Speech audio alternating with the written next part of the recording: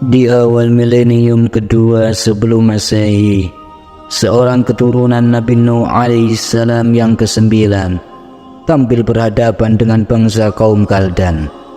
Ia adalah Khalilullah Nabi Yuna Ibrahim alaihissalam bin Tara, bin Nahur, bin Syaru, bin Ra'un, bin Falah, bin Abbar, bin Shalah, bin Arfakshad, bin Syam, bin Nuh alaihissalam, yang menjadi pemimpin peradaban dunia saat itu. Ia adalah generasi sang penyaru yang melanjutkan revolusi bangsa manusia yang telah jauh menyimpang dari ajaran tauhid. Para keturunannya menyebutnya dengan Abraham, bapak dari agama-agama, dan saat ini ia juga dikenang dengan sebutan The Foundation Father, bapak dari agama monoteis. Bagaimana ceritanya? Mari kita simak video ini sampai akhir. Bismillahirrahmanirrahim. Saudara-saudaraku muslimin muslimat yang dirahmati oleh Allah Subhanahu wa taala. Sejarah Nabi Ibrahim berkisar pada 1 milenium setelah banjir Nabi Nuh, atau kisaran 3 milenium lebih dari turunnya Nabi Adam, yakni pada akhir milenium ketiga sebelum Masehi. Kota kelahirannya adalah Ur-Kasdim, adalah salah satu kota penting di Mesopotamia yang dibangun oleh bangsa kaum Sumeria, bangsa yang membangun kebudayaan terbesar pertama dan bangsa yang telah menciptakan tulisan paku. Pada masa Nabi Ibrahim, Raja Namrud adalah raja terbesar. Bahkan ada riwayat yang menyebutkan raja terbesar di dunia ada 4. 2 di antaranya adalah raja dari golongan orang muslim dan yang lain dari golongan orang kafir, yaitu Raja Dzulqarnain dan Nabi Sulaiman dari golongan orang muslim, Raja Namrud dan Raja Bukhtunasor dari golongan orang kafir. Suatu ketika Raja Namrud terlelap oleh tidurnya. Tiba-tiba Raja Namrud bangkit dari lelapnya. Keningnya basah oleh keringat dan jantungnya berdegup kencang. Raja besar ini resah oleh mimpi yang baru saja ia lihat. Lekat dalam ingatannya bagaimana ia menyaksikan gugusan bintang nan gemilang-gemilang. Pancaran sinarnya bahkan mengalahkan cahaya matahari. Benda langit ini kelihatan kusam dan pudar. Para peramal, ahli nujum, ahli agama, dan semua menteri segera ia kumpulkan untuk membahas isyarah dalam mimpi Raja Namrud. Mereka berkesimpulan sesuai yang mereka ketahui dari naskah kitab suci bahwa pada tahun itu akan lahir seorang bayi yang akan meruntuhkan kekuasaan Raja Namrud. Raja Namrud amat tidak senang dengan berita tersebut. Ia perintahkan agar setiap bayi laki-laki yang dilahirkan di tahun itu untuk dibantai. Pengintai dan petugas kerajaan disebar untuk menyisir setiap lokasi. Semua wanita hamil mereka kumpulkan di penampungan dan dipenjara hingga tiba saat persalinan. Tentu wanita-wanita ini akan sangat berharap anaknya yang akan lahir adalah perempuan. Luput dari pengawasan para pengintai, istri Azar, yaitu Nuna, istri salah satu pembuat berhala kerajaan ini mengandung. Tapi tidak sebagaimana wanita-wanita lain yang hamil. Ia terlihat sigap dan tangkas. Suaminya pun tidak menyadari kalau dari tulang rusuknya janin Ibrahim telah berpindah ke rahim Nuna. Bintang Ibrahim mulai bercahaya sangat terang di ufuk barat dan timur. Demikian ini membuat Raja Namrud tambah jengkel, tapi ia tidak jua menemukan bayi yang dicarinya. Setelah tiba waktu persalinan, Allah Subhanahu wa Ta'ala mengutus malaikat untuk mengajak Nuna pergi ke gua. Segala keperluannya telah disiapkan di sana dengan tenang. Tepat di malam Jumat, Nuna menjalani persalinannya. Bayi Ibrahim lahir di malam Asyura, dan malaikat Jibril segera turun untuk memotong plasentanya. Setelah menyelimutkan kain putih, malaikat Jibril mengajak Nuna meninggalkan si jabang bayi. Beberapa hari kemudian, Nuna merindukannya. Dengan sembunyi-sembunyi ia mengunjungi bayinya. Pucat pasi wajah Nuna ketika melihat banyak binatang buas dan burung-burung berkeliaran di mulut gua. Ia nekat mengusir binatang-binatang itu. Lalu segera bergegas, tidak sabar meloncat ke dalam gua.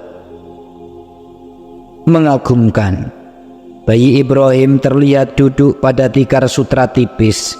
Tubuhnya harum dan matanya berbinar, indah seperti dicelai. Ada keistimewaan khusus pada bayi ini.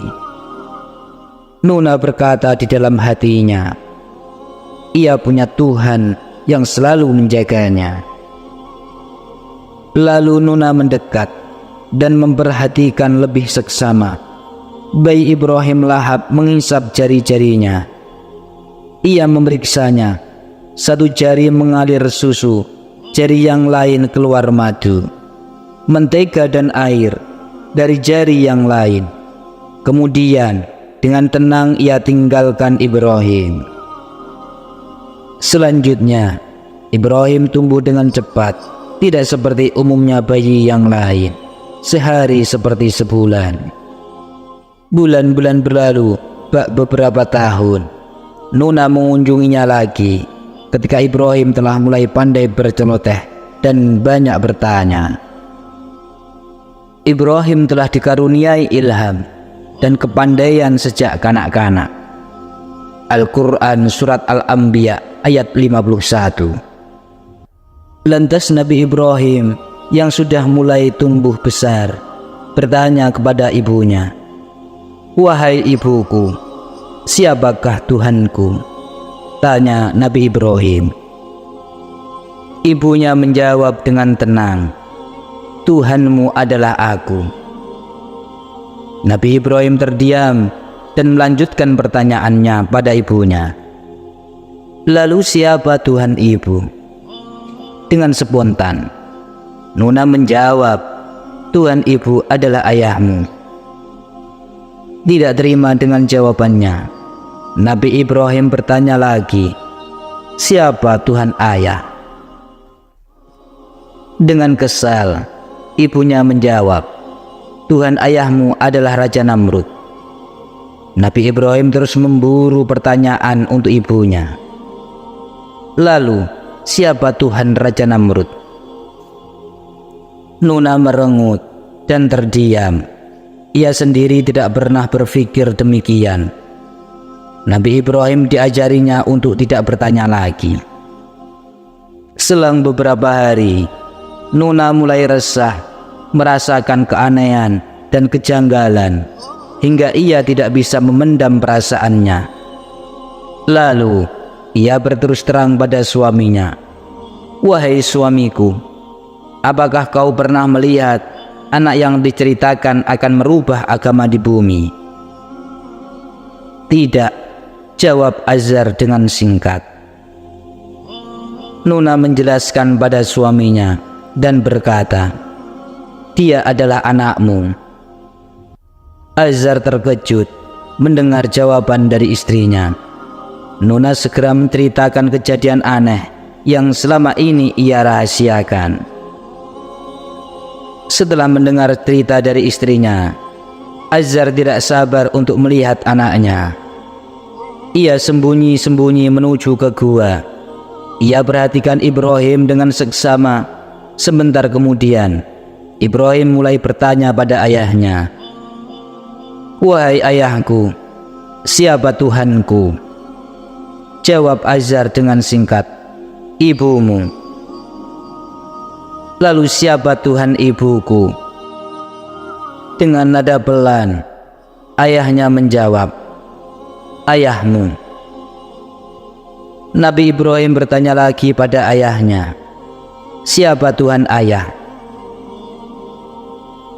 Azar mulai menjawab dengan nada keras, "Tuhan ayahmu adalah Raja Namrud." Laki-laki tidak terima dengan jawaban dari ayahnya. Nabi Ibrahim terus memburu pertanyaan untuk ayahnya. "Lantas siapa Tuhan Raja Namrud?" Azar terdiam dan wajahnya mulai memerah. Matanya melotot tajam, tangannya refleks menepuk Nabi Ibrahim, kemudian berlalu pergi. Di waktu berikutnya, Nuna mengunjunginya lagi. Ibrahim telah cukup besar. Nuna lalu mengeluarkan anaknya dari dalam gua. Setelah keluar dari dalam gua, Nabi Ibrahim mengamati sekelilingnya. Saat senja telah hampir berganti malam, Nabi Ibrahim termenung. Ia tatap keindahan langit. Matanya menangkap ada bintang besar. Spontan ia berkata, "Apakah itu Tuhanku?" Matanya tak henti-hentinya menatapnya, tidak puas-puas mengikuti kemana perginya, hingga tiba-tiba yang dipandang lenyap. "Aku tidak senang dengan Tuhan yang sirna." Malam mulai merayap dengan pelan, dan Mahadewi malam mulai menampakkan parasnya. Itukah yang dinamakan bulan. Wajahnya semakin bulat dan terang. Gemintang yang bertebaran di sekelilingnya berkelip iri. Spontan Nabi Ibrahim beranjak dari duduk suntuknya. "Itukah Tuhanku?" Nabi Ibrahim bertanya di dalam hatinya. Ia tumpahkan hayalannya dengan mengikuti kemana bulan itu berlalu, hingga awan pekat menyelimuti wajah anggunnya. Sekali lagi Nabi Ibrahim berkata, "Aku tidak senang dengan Tuhan yang tenggelam." Lalu ia bersedih. Di dalam hatinya Nabi Ibrahim berbisik, "Jika Tuhanku tidak memberiku petunjuk, niscaya aku termasuk orang-orang yang tersesat." Fajar pagi membangunkan malam, juga membangunkan Nabi Ibrahim yang lelap dalam kebingungan. Ia mencari-cari asal semburat cahaya. Cahaya nan terang menyapu gelap, hingga matanya menatap dengan takjub Raja Siang yang bertengger di tangga langit. Matahari pagi telah terbit. Nabi Ibrahim bertanya-tanya di dalam hatinya, "Apakah itu Tuhanku? Ia lebih besar." Gumamnya penuh kekaguman. Sang surya terus berjalan menuju ke barat, hingga di tangga langit paling barat. Sinarnya mulai kusam, tubuhnya sedikit demi sedikit terbenam, hingga tertelan sama sekali, dan gelap mulai menyergap. Nabi Ibrahim tertunduk menggumam, "Duh saudaraku, sungguh aku terbebas dari apa-apa yang kalian sekutukan. Aku menghadapkan jasadku pada Zat pencipta langit dan bumi dengan teguh, dan aku bukan orang-orang yang menyekutukannya." Al-Quran Surat Al-An'am ayat 75-79. Nabi Ibrahim sudah mulai tampak jauh lebih besar dari anak usia sebayanya. Ia mulai keluar gua dan banyak bergaul dengan bangsanya. Mungkin sudah tidak penting bagi masyarakatnya untuk menelusuri asal-usulnya. Toh, ia juga tidak begitu mencurigakan. Apalah artinya seorang anak Ibrahim bagi seorang raja besar, Raja Namrud? Yang jelas, mereka telah mulai melalaikan ramalan mimpi Raja Namrud. Nabi Ibrahim sangat patuh pada ayahnya, meski ia tidak sependapat dengannya. Suatu hari, ia diminta oleh ayahnya untuk menjual patung ke pasar. Nabi Ibrahim segera menggendong berhala-berhala ke pasar. Ia tawarkan pada orang-orang yang lalu lalang. Nabi Ibrahim berkata kepada mereka, "Siapa yang mau beli benda berbahaya dan tidak bermanfaat ini? Kontan saja, tidak ada yang berminat." Setelah gagal menjual berhala, Nabi Ibrahim lepas penat ke sungai. Ia rendahkan kepala berhala. "Ayo minumlah," ucap sambil terus memaksa berhala untuk minum. Orang yang melihatnya mulai merasa jengkel. Nabi Ibrahim diolok-olok dan diperingatkan akan celaka yang akan ia terima. Lantas Nabi Ibrahim berkata kepada mereka, "Apakah kalian mengolokku karena menyembah Allah Subhanahu wa Ta'ala yang telah memberiku petunjuk pada tauhid dan kebenaran, dan aku tidak khawatir atas berhala yang kalian sekutukan dengannya?" Di usia Nabi Ibrahim yang masih belia, Nabi Ibrahim menerima wahyu kenabian. Nabi Ibrahim memulai dakwah dengan mengajak ayahnya, tetapi ayahnya menolak mentah-mentah. Tidak puas mengajak ayahnya, Nabi Ibrahim lalu mengajak kaumnya dengan segala upaya, dengan semangat yang meluap-luap, sehingga pahamnya yang berupa tauhid dan kebenaran banyak diperbincangkan di kalangan masyarakat. Lantas Nabi Ibrahim berpidato di halayak umum. Nabi Ibrahim berkata kepada mereka, "Apakah kalian tidak berpikir apa yang kalian sembah? Sesembahan kalian dan bapak-bapak kalian terdahulu, sungguh mereka adalah musuhku, kecuali Tuhan alam semesta." Al-Quran Surat Asy-Syu'ara ayat 70-71. Semua masyarakat terkejut dan mereka semua bertanya kepada Nabi Ibrahim, "Lantas siapa yang kamu sembah?" Nabi Ibrahim menjawab dengan tenang pertanyaan mereka, "Tuhan semesta alam." Lantas kaumnya membalas pernyataan Nabi Ibrahim, "Kami menyembah Raja Namrud. Aku adalah hamba Allah. Dia yang telah menciptakanku dan dia yang memberi petunjuk kepadaku." Al-Quran Surat Asy-Syu'ara ayat 78-81. Kabar perdebatan Nabi Ibrahim ini sampai di istana Raja Namrud. Raja Namrud menjadi gusar. Ia panggil pemuda Ibrahim ke istana. "Hai Ibrahim, siapa Tuhan yang menyuruhmu dan kau ajak manusia itu menyembahnya?" Raja Namrud menggertak Nabi Ibrahim. Nabi Ibrahim menjawab pertanyaan dari Raja Namrud dengan tenang dan tanpa rasa takut. "Tuhanku yang menghidupkan aku dan mematikan aku."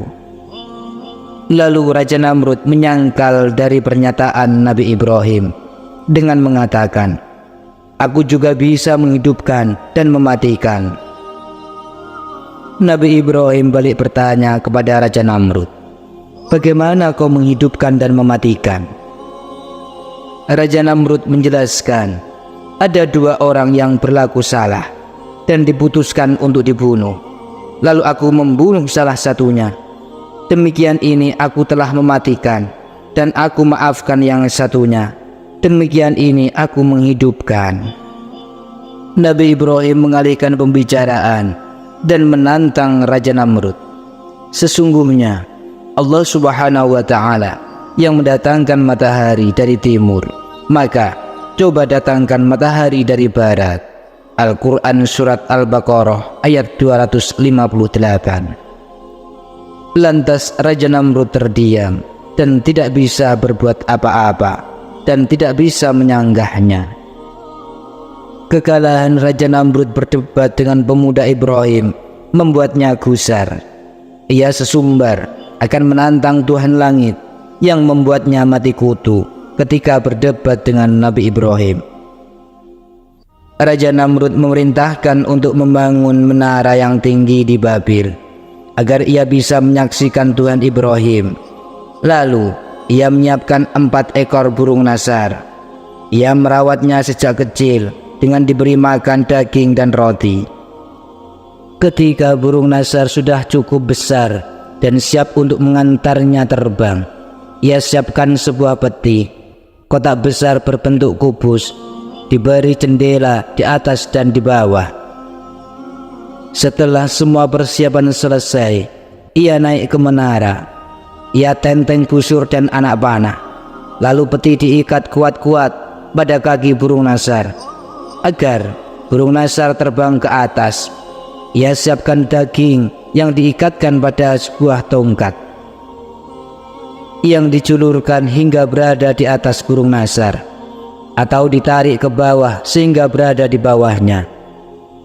Bersama pengawalnya, Raja Namrud masuk ke dalam peti. Lalu ikatan burung nasar dilepaskan. Pengawalnya menjulurkan tongkat ke atas. Burung nasar segera terbang memburu daging di atas peti, terus ke atas dan semakin tinggi. Raja Namrud memerintahkan pada pengawalnya, "Buka jendela atas." Ia tidak menyaksikan apa-apa. Lantas berkata pada pengawalnya, "Buka jendela bawah." Di bawah kelihatan gelap dan pekat.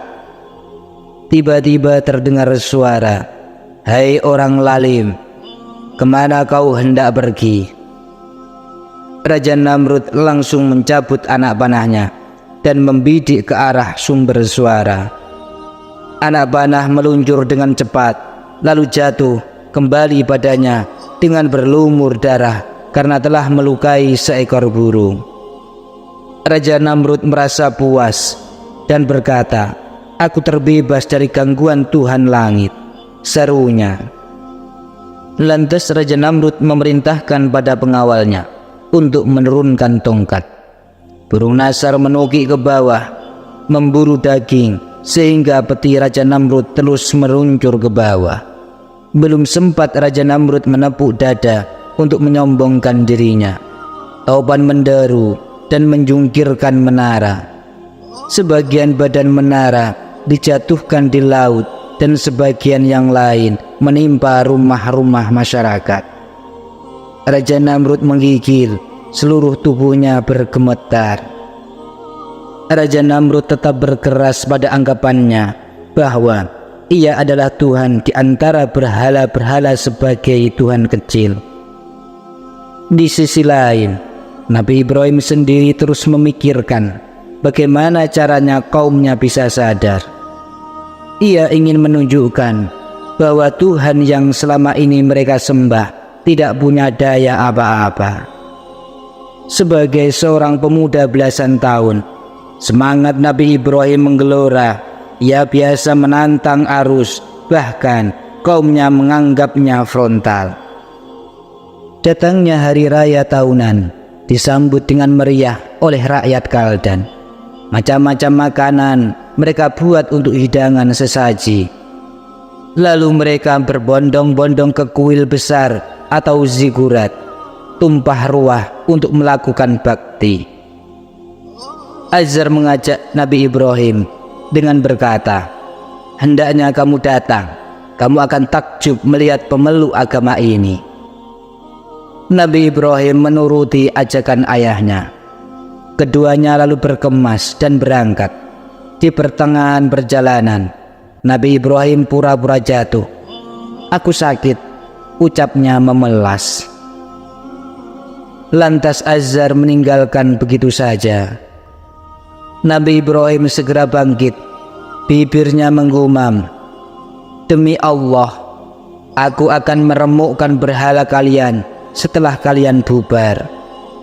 Al-Quran Surat Al-Anbiya ayat 57. Nabi Ibrahim tidak menyadari umpatannya didengarkan oleh orang yang di belakangnya. Setelah acara pemujaan selesai dan kuil telah sepi, Nabi Ibrahim mengendap-endap. Setelah memastikan tidak ada orang, ia segera melompat masuk. Di dalam kuil, macam-macam makanan berserakan. Nabi Ibrahim gusar, "Tidakkah kalian makan? hening, tidak ada suara apapun dari berhala. Kenapa kalian tidak bicara? Al-Quran Surat As-Saffat ayat 92. Nabi Ibrahim semakin keras berteriak, tetap tidak ada reaksi apa-apa. Lalu ia ambil kapak, ia mengamuk sekenanya, menghancurkan semua berhala yang ada, sampai tinggal patung yang paling besar. Ia galungkan kapak ke leher berhala terbesar. Ia sendiri segera pergi meninggalkan kuil. Ketika mendapati tuhan-tuhan yang mereka sembah remuk dan hancur, rakyat Kaldan murka. Siapa yang melakukan ini semua pada Tuhan kami? Sungguh, ia adalah orang yang sesat. Al-Quran Surat Al-Anbiya ayat 58-61. Kasakusuk ini menjadi isu terbesar di rakyat Kaldan. Semua merasa marah, gusar, dan geram. Seseorang yang mendengarkan ucapan Nabi Ibrahim lapor, "Aku mendengar seorang pemuda yang berkata demikian." Orang-orang memanggilnya dengan Ibrahim. Aku kira dia biang keladinya. Raja Namrud murka besar. Ia segera menyuruh prajuritnya untuk menangkap Nabi Ibrahim. Lalu Nabi Ibrahim dibawa ke kuil. Raja Namrud berkata pada Nabi Ibrahim, "Kaukah pelakunya ini semua?" Nabi Ibrahim menjawab dengan teka-teki, "Bahkan aku pelakunya. Ini yang terbesar." Ia menunjuk berhala yang paling besar. Tanyakan pada berhala-berhala itu jika mereka dapat berbicara. Al-Quran Surat Al-Anbiya ayat 63. Dengan geram Raja Namrud berkata pada Nabi Ibrahim, "Kamu sudah tahu bahwa mereka tidak dapat berbicara." Lantas Nabi Ibrahim mendakwai Raja Namrud dan orang-orang yang berada di kuil. "Apakah kalian menyembah dari selain Allah, sesuatu yang tidak bermanfaat sama sekali? Kenapa kalian berkeras menyembahnya? Apa kalian tidak berpikir?" Lantas Raja Namrud dan kaumnya semakin jengkel oleh kelakuan Nabi Ibrahim.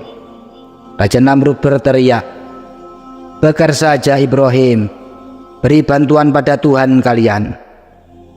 Al-Quran Surat Al-Anbiya ayat 68. Nabi Ibrahim segera dibawa masuk ke penjara. Raja Namrud sendiri meminta rakyatnya untuk memberikan sumbangan sukarela berupa kayu bakar sebagai wujud bakti pada Tuhan mereka yang telah dizalimi. Raja Namrud memerintahkan untuk membangun dapur api raksasa di Qudsa. Al-Quran Surat As-Saffat ayat 97. Dengan ketinggian 30 hasta atau kurang lebihnya 13 meter dan lebar 20 hasta kurang lebihnya 9 meter. Setelah menunggu 40 hari, kayu-kayu sudah menggunung, lalu diumumkan hari pembakaran Nabi Ibrahim. Setelah api dinyalakan, kayu-kayu yang menggunung menjelma menjadi gunung api. Hingga jika ada burung jauh tinggi di angkasa melintasinya, akan terbakar karena panasnya nyala api. Raja Namrud puas, tapi ia masih kebingungan. Bagaimana cara memanggang Ibrahim? Bagaimana cara memasukkannya ke dalam tungku raksasa itu? Setan segera datang dan mengajari membuat munjanik, yaitu alat pelanting. Nabi Ibrahim dikeluarkan dari penjaranya dan diikat, diletakkan di salah satu sayap pelanting. Di sayap lainnya diletakkan bandul pembobot yang siap dilepaskan. Raja Namrud memerintahkan untuk melepaskan ikatan bandul. Bandul jatuh ke sayap pelanting. Sayap lainnya bergerak pegas dan Nabi Ibrahim melenting jauh ke udara. Lalu malaikat penjaga air datang padanya dan berkata, "Wahai Ibrahim, jika kau mau, aku akan memadamkan api." Nabi Ibrahim menjawab dengan tegas, Tidak. Malaikat penjaga angin juga datang dan berkata, "Jika kau mau, aku akan terbangkan api ke udara." Sekali lagi, Nabi Ibrahim menjawab dengan lebih tegas, "Tidak, aku tidak butuh kalian. Yang bisa memenuhi hajatku dan sebaik-baik penjamin adalah Allah Subhanahu wa Ta'ala." Di sisi lain, di kerajaan langit gempar, malaikat ribut dan mengadu pada Allah Subhanahu wa Ta'ala. Lantas Allah Subhanahu wa Ta'ala mengutus malaikat Jibril untuk mendatangi Nabi Ibrahim. "Pergilah, jika Ibrahim meminta pertolonganmu, tolonglah dia. Jika tidak, biarkan dia." Malaikat Jibril meluncur dengan cepat, memuntahkan gelombang udara ke api dan menangkap tubuh Nabi Ibrahim. Malaikat Jibril berkata pada Nabi Ibrahim, "Apakah kamu butuh bantuan?" Ia menertawakan pada Ibrahim. Nabi Ibrahim menjawab dengan tegas pertanyaan dari malaikat Jibril. "Jika padamu, tidak. Adapun pada Allah, iya," jawab Nabi Ibrahim. Lantas malaikat Jibril membalas perkataan Nabi Ibrahim, "Mintalah bantuan pada Tuhanmu." Nabi Ibrahim menjawab pernyataan dari malaikat Jibril dengan tenang. "Telah cukup kiranya Allah Subhanahu wa Ta'ala melihat keadaanku." Nabi Ibrahim benar-benar berserah kepada Allah Subhanahu wa Ta'ala. Lalu Allah Subhanahu wa Ta'ala berfirman, "Wahai api, dinginlah kamu dan bawalah keselamatan pada Nabi Ibrahim." Al-Quran Surat Al-Anbiya ayat 69. Nabi Ibrahim dikurung dalam kobaran api selama 40 hari. Ada riwayat lain yang mengatakan selama 50 hari. Lalu malaikat Jibril mengunjungi dengan membawa tikar dan pakaian surga serta bunga-bunga dan air, sedangkan malaikat bedil atau malaikat teduh menemaninya. Raja Namrud semakin penasaran. Terlihat musuhnya asyik di dalam kobaran api. Ia naik menara dan menyuruh Nabi Ibrahim keluar. Lantas Nabi Ibrahim keluar dan muncul tidak kurang suatu apapun dengan memakai pakaian dari surga. Raja Namrud berdecak dengan kagum. "Siapa temanmu di dalam gunung api? Dan dari mana kau dapat pakaian ini?" ucap Raja Namrud. Kemudian Nabi Ibrahim menceritakan pengalamannya di dalam kobaran api. Untuk sementara waktu, Raja Namrud insaf. "Sungguh, Tuhanmu yang kau sembah punya keagungan yang tiada banding." Lalu Raja Namrud menjamu Nabi Ibrahim dan berkorban untuk Tuhan Ibrahim dengan menyembelih 4.000 ekor sapi. Selanjutnya, ia tidak lagi mengganggu dan mengusik Nabi Ibrahim, akan tetapi tetap dalam kekafirannya. Sampai di waktu yang telah ditentukan Allah Subhanahu wa Ta'ala, azab menimpanya.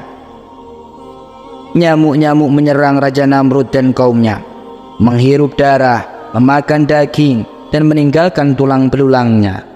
Raja Namrud sendiri diserang seekor nyamuk yang bersarang di janur hidung. Nyamuk itu bersarang di tubuh Raja Namrud dan menggerogoti tubuh Raja Namrud sampai kemudian Allah Subhanahu wa Ta'ala membinasakannya.